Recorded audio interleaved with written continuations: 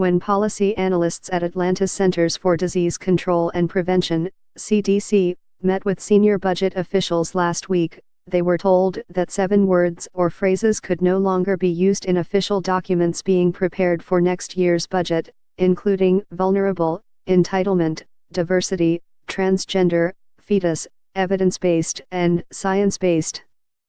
According to my colleagues Lena H. Sun and Juliet Eil-Perrin, the Trump administration's Department of Health and Human Services has banned their use. The move was seen as ideologically motivated and has faced resistance from within the nation's top public health agency. Although some consider it to be yet another example of the Trump administration's threat to the independence of federal agency scientists, there are precedents for such language policing, at least abroad. Some bans on phrases have been more serious than others. The Polish parliament approved a bill last year that allows judges to send anyone to prison for up to 3 years for using the phrase Polish death camps. The legislation was introduced amid fears that younger citizens hearing the phrase might assume that Poland was responsible for the World War II Nazi camps located in the country that killed millions.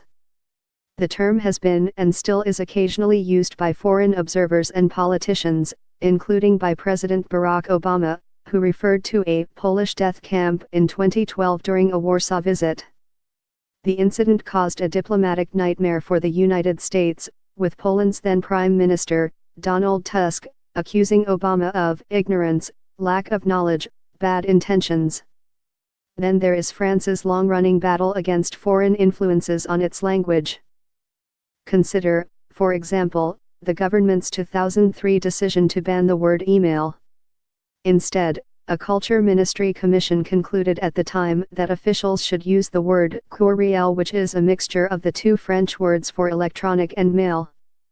Evocative, with a very French sound, the word courriel is broadly used in the press and competes advantageously with the borrowed mail in English, the commission wrote.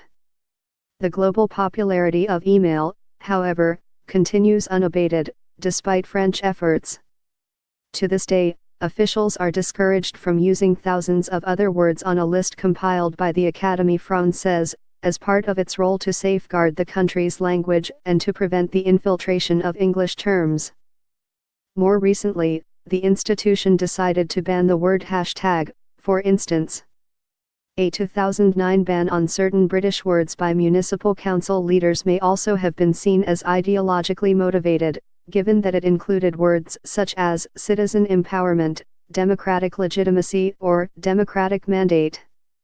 However, the councils argued that the banning of about 200 words or phrases was supposed to make official communication with citizens less complicated and should help residents better understand the policy-making process.